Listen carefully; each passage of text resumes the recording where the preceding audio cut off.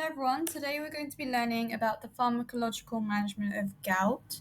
So before we begin, an overview of gout. Gout is a rheumatological disorder which typically affects the MTP or metatarsal joints of the big toe as well as the ankles, the wrists and the knees. It is caused by a buildup of uric acid, and this can be caused by a diet which is high in purines. Purines can be found in fish, in seafood, in mussels, in oysters, as well as some red meats such as lamb. And foods that are low in purine include fruit, vegetables, and whole grains.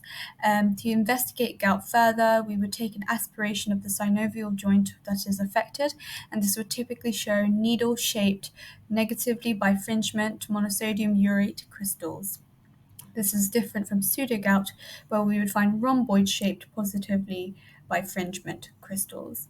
So, the first-line lifestyle management of gout would be to reduce the purine in the diet, so encourage a low purine diet of vegetables, of fruit, and whole grains. And then pharmacological management would then be completed with NSAIDs, colchicine, and allopurinol. So firstly, NSAIDs. NSAIDs are the first-line management of acute gout. Examples include naproxen and ibuprofen. NSAIDs are COX-1 and COX-2 inhibitors, and typical adverse effects include GI upset, renal impairment, hypersensitivity reactions such as bronchospasm and angioedema, fluid retention, as well as some major cardiac complications such as MI and stroke. You wouldn't give NSAIDs in patients that are contraindicated, such as asthmatic patients, as this may exacerbate bronchospasm, the elderly, anyone with renal failure, heart failure, liver failure, or peptic ulcers. And because NSAIDs can lead to peptic ulcers, we would typically prescribe it alongside a proton pump inhibitor, such as omeprazole. Now, second line is colchicine in the acute management of gout if NSAIDs are contraindicated. The mechanism of colchicine is that it is an anti-inflammatory drug. A very common side effect is diarrhea, so again we would prescribe a colchicine alongside a proton pump inhibitor such as omeprazole. And colchicine is contraindicated if a patient has a bleeding disorder, if they are elderly, any signs of cardiac failure, and GI intestinal disorders. If the patient is contraindicated with both NSAIDs and colchicine, we would then, in third line, attempt to use an oral corticosteroid such as prednisolone. Now, prophylaxis, long-term management of prophylaxis of gout would be done using allopurinol, which is a drug that is commonly used for the prophylaxis of gout, but can also be used to reduce tumor-lysis syndrome in chemotherapy. Now, have a go at this AKT style question. We'll go through it in about 5 seconds.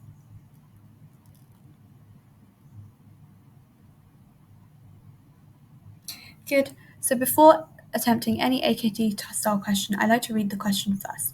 So the question here is, given the likely diagnosis, what would be the most appropriate next step in the management of this patient? So from this question, we can induce that we need to figure out what the diagnosis is, and secondly, the next step in the management. So in the question, they will probably already have given us the first step, or perhaps they've given us the first step and it's contraindicated, and we need to figure out what the second step would be, and something along those lines. So the option is given is A, methotrexate, B, infliximab, C, naproxen, D, colchicine, and E, allopurinol. Okay, so let's read the question now. A 28-year-old patient comes in with a swollen red big toe after going out to eat at a seafood restaurant whilst on holiday in Portugal. She reports similar pain in her ankles and wrists. So already from the question, we can see that the metatarsal joints are affected. So some conditions, potential differentials would be gout, which would affect the metatarsal joints, pseudogout, potentially rheumatoid arthritis. She has gone out to eat at a seafood restaurant, so that indicates she's having a very high purine diet, so that would increase the likelihood of the differential being gout. And the fact that there's also peripheral joints affected, such as the ankles and wrists, also increase the likelihood of the diagnosis being gout. Further investigation of the synovial fluid shows needle-shaped, negatively bifringent monosodium urate acid crystals under microscopy. That is a classic investigation for gout. So we have the diagnosis, very likely to be gout.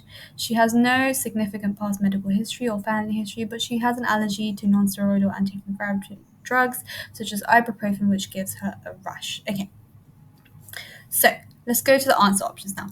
A, methotrexate. DMARDs are typically not used to manage gout, so we would cross that out. Okay. B, infliximab. TNF inhibitors are also not used typically to treat gout, so we would cross that out. C. Naproxen. Naproxen, an NSAID, is first line in the management of gout. However, from the question stem, we can see that she's allergic to NSAIDs such as ibuprofen, which is going to give her an anaphylactic reaction. So we don't want to give her C. Naproxen, that's out. Now, option D, colchicine and allopurinol.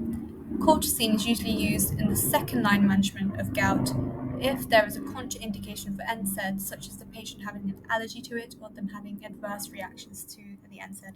And allopurinol is used in the prophylaxis of gout. So the next second line management would probably be D, colchicine. I hope I was able to explain that question well to you. If you have any further questions, please comment down in the comment section below. Thank you.